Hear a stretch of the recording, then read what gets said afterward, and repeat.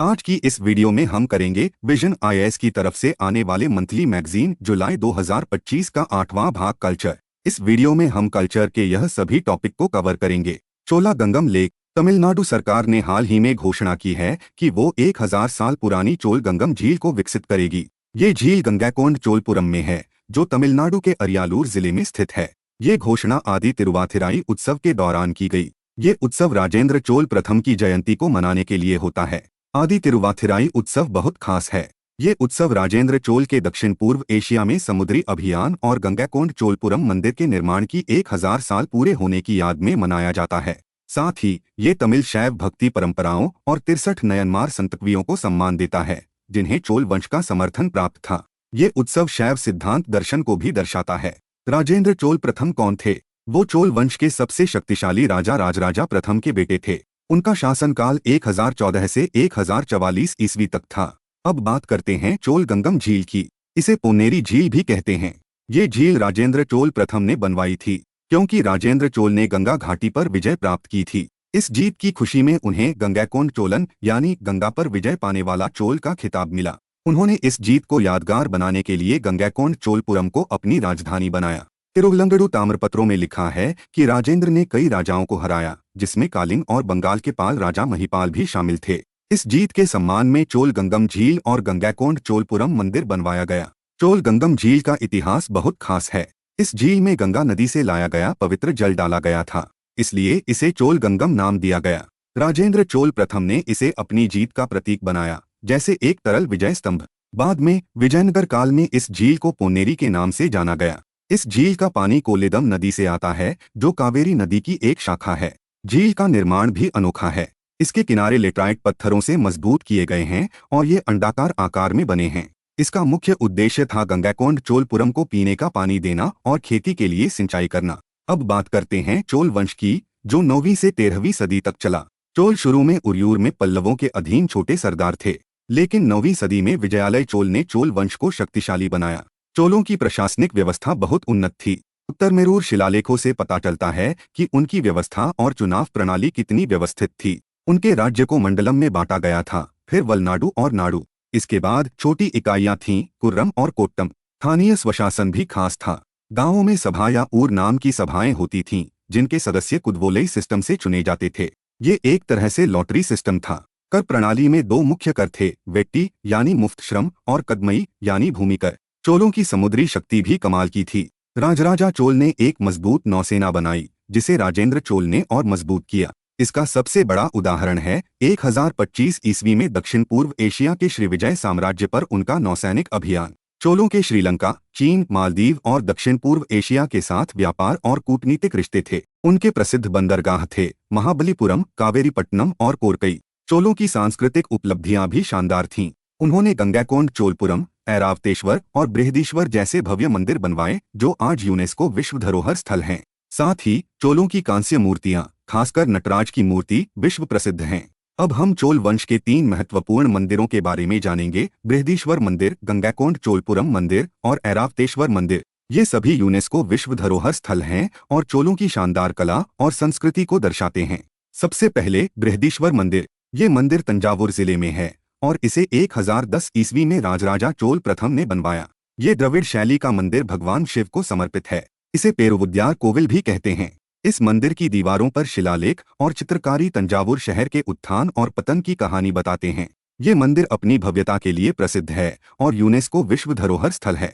अब बात करते हैं गंगैकोंड चोलपुरम मंदिर की। ये मंदिर गंगैकोंड चोलपुरम में है और इसे 1035 ईस्वी में राजेंद्र चोल प्रथम ने बनवाया। ये भी भगवान शिव को समर्पित है और द्रविड़ शैली में बना है। इसका विमान 55 मीटर ऊंचा है। इसे भी बृहदीश्वर मंदिर कहा जाता है। मंदिर में नटराज, दक्षिण मूर्ति, हरहरि, लिंगोद्भव, विष्णु, ब्रह्मा, महिषासुरमर्दिनी और ज्ञान सरस्वती जैसे पत्थर की मूर्तियां हैं। ये भी यूनेस्को विश्व धरोहर स्थल है। अंत में ऐरावतेश्वर मंदिर। ये मंदिर तंजावुर जिले के दारासुरम में है और 12वीं सदी में राजराजा चोल द्वितीय ने बनवाया। ये भी द्रविड़ शैली में है और भगवान शिव को समर्पित है। इसका नाम भगवान इंद्र के सफेद हाथी ऐरावत के नाम पर रखा गया। मंदिर की नक्काशी और शिलालेख पुराणों की कहानियां सुनाते हैं। इसकी सीढ़ियां 7 संगीतमय स्वरों को दर्शाती हैं, जो बहुत अनोखा है। ये भी यूनेस्को विश्व धरोहर स्थल है। अगर आपको वीडियो पसंद आ रही है तो अभी इसको लाइक करें। Maratha military landscape. यूनेस्को की विश्व धरोहर समिति के 47वें सत्र में मराठा सैन्य परिदृश्य को भारत के 44वें विश्व धरोहर स्थल के रूप में चुना गया। यह भारत की सांस्कृतिक और ऐतिहासिक विरासत को दर्शाता है। अब मराठा सैन्य परिदृश्य के बारे में जानते हैं। इसे 2021 में यूनेस्को की विश्व धरोहर की अस्थायी सूची में शामिल किया गया था। इसमें 12 भव्य किले शामिल हैं, जिनमें से 11 महाराष्ट्र में और एक तमिलनाडु में है। इन किलों के नाम हैं सलहेर, शिवनेरी, लोहगढ़, खांदेरी, रायगढ़, राजगढ़, प्रतापगढ़, सुवर्णदुर्ग, पन्हाला, विजयदुर्ग, सिंधुदुर्ग और तमिलनाडु में गिंगी किला। ये किले अलग अलग भौगोलिक क्षेत्रों में फैले हैं, जैसे सह्याद्री पर्वत श्रृंखलाएं, कोंकण तट, दक्कन का पठार और पूर्वी घाट। ये स्थान रणनीतिक रूप से चुने गए थे, जिसमें तटीय किले और पहाड़ी चोटियों पर बने किले शामिल हैं। इनका निर्माण मराठा साम्राज्य की सैन्य दृष्टि और वास्तुशिल्प कौशल को दर्शाता है। इन किलों का विकास 17वीं सदी में छत्रपति शिवाजी महाराज के शासनकाल से शुरू हुआ और 19वीं सदी तक पेशवाओं के शासन तक चला। ये किले मराठा साम्राज्य की सैन्य शक्ति, व्यापार संरक्षण और क्षेत्रीय नियंत्रण को मजबूत करने में महत्वपूर्ण थे। अब हम मराठा सैन्य परिदृश्य के 12 किलों के बारे में और विस्तार से जानेंगे। पहला है सलहेर किला। ये एक पहाड़ी किला है, जहां 1672 में मराठों और मुगलों के बीच एक महत्वपूर्ण युद्ध हुआ था। ये मराठा सैन्य शक्ति का गवाह है। दूसरा, शिवनेरी किला। ये भी पहाड़ी किला है और छत्रपति शिवाजी महाराज का जन्मस्थान है। इसकी ऐतिहासिक और भावनात्मक अहमियत बहुत बड़ी है। तीसरा, लोहगढ़ किला। ये पहाड़ी किला भजे की बौद्ध गुफाओं के पास है। इसका स्थान रणनीतिक रूप से बहुत महत्वपूर्ण था। चौथा, रायगढ़ किला। इसे छत्रपति शिवाजी ने अपनी स्थायी राजधानी के रूप में चुना। ये मराठा साम्राज्य का प्रमुख केंद्र था। पांचवा, राजगढ़ किला। इसे पहले मुरुमदेव कहा जाता था, जो मुरुम्बदेव पर्वत पर बना है। ये हिंदवी स्वराज्य की पहली राजनीतिक राजधानी थी। 1665 में पुरंदर संधि के दौरान शिवाजी ने इसे अपने 17 किलों में शामिल रखा। छठा, गिंगी किला। ये तमिलनाडु में है और इसमें 3 पहाड़ी गढ़ और मोटी दीवारें हैं। ये मराठा साम्राज्य का दक्षिणी गढ़ था। सातवां, प्रतापगढ़ किला। ये पहाड़ी जंगल किला है, जहां अफजल खान के साथ बड़ा युद्ध हुआ था। ये मराठा इतिहास का महत्वपूर्ण हिस्सा है। आठवां, पन्हाला किला। ये पठारी पहाड़ी किला है, जो ताराबाई के शासन में मराठा राज्य की राजधानी बना। नौवां, सिंधुदुर्ग किला। ये अरब सागर में एक टापू पर बना किला है। इसका स्थान इसे रणनीतिक रूप से खास बनाता है। 10वां, सुवर्णदुर्ग किला। माना जाता है कि इसे 16वीं सदी में बीजापुर के शासकों ने बनवाया था। ये भी टापू पर बना है। 11वां, खांदेरी किला। इसे 1679 में शिवाजी ने बनवाया था, ताकि मुरुद जंजीरा के सिद्दियों पर नजर रखी जा सके। 12वां, विजयदुर्ग किला। ये तटीय किला है, जिसे शिवाजी ने बीजापुर के आदिल शाह से जीता और इसका नाम विजयदुर्ग रखा। इसे पूर्व का जिब्राल्टर भी कहा जाता है। मराठा साम्राज्य के बारे में। मराठा साम्राज्य की नींव 1674 में छत्रपति शिवाजी महाराज ने रखी। उन्होंने 17वीं सदी में दक्कन के विभिन्न राज्यों से एक स्वतंत्र मराठा राज्य बनाया। अपने चरम पर 17वीं और 18वीं सदी में मराठा साम्राज्य उत्तर में पेशावर से लेकर दक्षिण में तंजावुर तक फैला था। इस साम्राज्य की राजधानियां थीं रायगढ़ किला, गिंगी, सतारा और पुणे। ये स्थान मराठा शक्ति के केंद्र थे। मराठा साम्राज्य की प्रशासनिक व्यवस्था बहुत व्यवस्थित थी। शिवाजी ने अष्टप्रधान नामक एक मंत्रिमंडल बनाया, जिसमें 8 मंत्री थे। ये थे पेशवा यानी कि प्रधानमंत्री, अमात्य यानी कि वित्त मंत्री, सचिव यानी कि सचिव, मंत्री यानी कि आंतरिक मामलों के मंत्री, सेनापति यानी कि सेनाध्यक्ष, सुमंत यानी कि विदेश मंत्री, न्यायाध्यक्ष यानी कि मुख्य न्यायाधीश, पंडितराव यानी कि मुख्य पुरोहित। इन मंत्रियों ने साम्राज्य को सुचारू रूप से चलाने में मदद की। कर नीति भी खास थी। मराठा साम्राज्य में 2 मुख्य कर थे। सरदेशमुखी, पूरे मराठा राज्य की आय पर 10% कर। चौथ, पड़ोसी क्षेत्रों से, जो मराठा साम्राज्य का हिस्सा नहीं थे, कुल आय का 1/4 हिस्सा। मराठा साम्राज्य का पतन 1761 में तीसरे पानीपत युद्ध में अहमद शाह अब्दाली से हार के साथ शुरू हुआ। इस हार ने साम्राज्य को कमजोर कर दिया।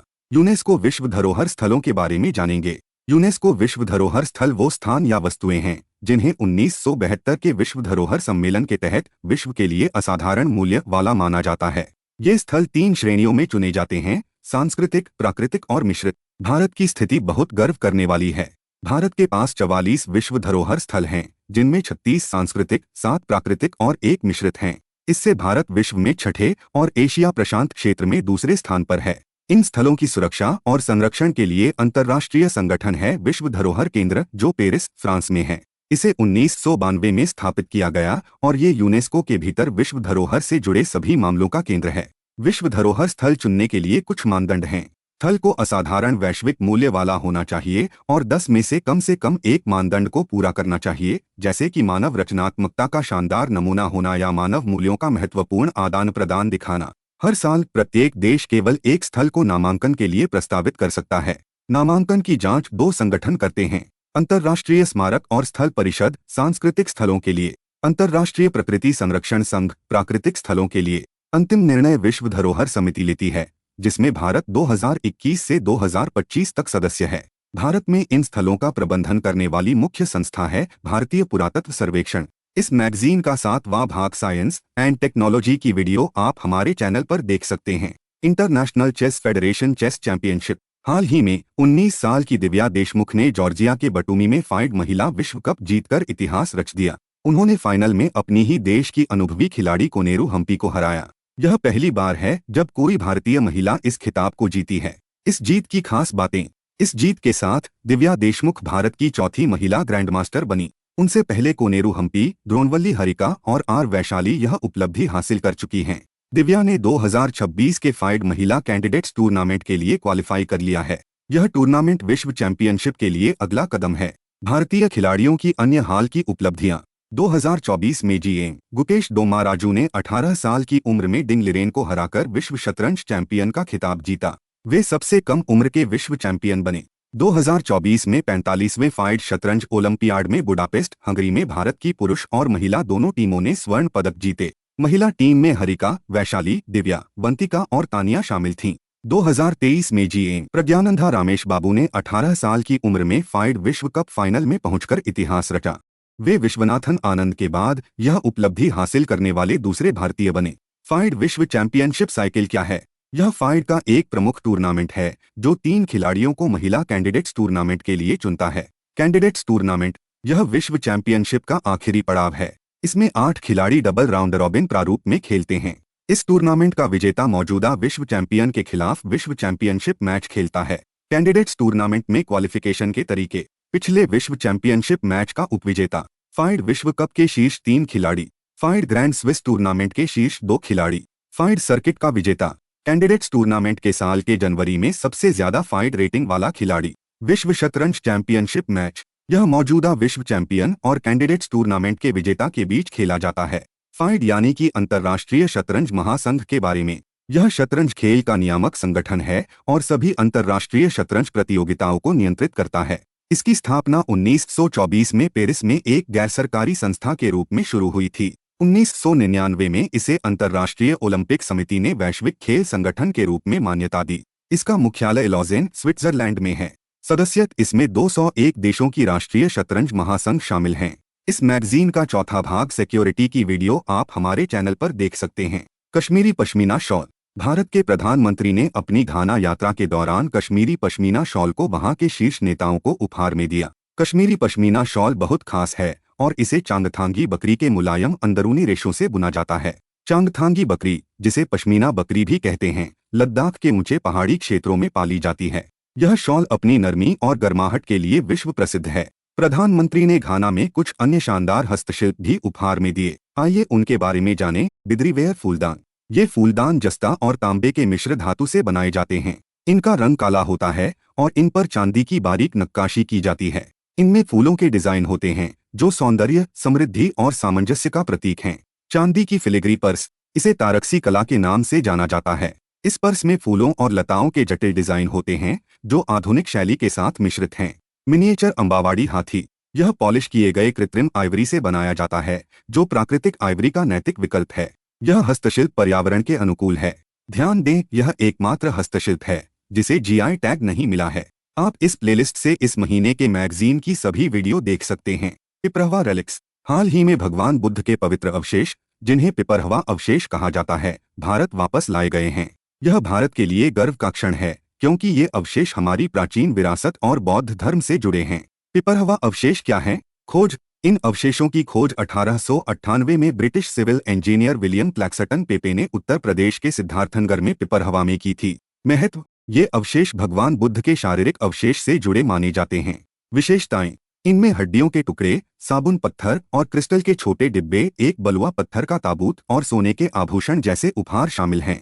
समय। ये अवशेष तीसरी शताब्दी ईसा पूर्व के आसपास संरक्षित किए गए थे। एक कास्केट पर ब्राह्मी लिपि में लिखा शिलालेख पुष्टि करता है कि ये बुद्ध के अवशेष हैं, जिन्हें शाक्य वंश ने संरक्षित किया था। वर्तमान स्थिति: भारत में इन्हें आ श्रेणी की पुरावस्तु माना जाता है। इसका मतलब है कि इन्हें देश से बाहर ले जाना या बेचना कानूनी रूप से प्रतिबंधित है। आप इस वीडियो के डिस्क्रिप्शन बॉक्स या फिर इस एंड स्क्रीन से इसी मैगजीन के और पार्ट्स को भी देख सकते हैं। अगर आपको यह वीडियो पसंद आई तो इस वीडियो को लाइक, शेयर और चैनल नोनेम आईएएस को सब्सक्राइब करना ना भूले।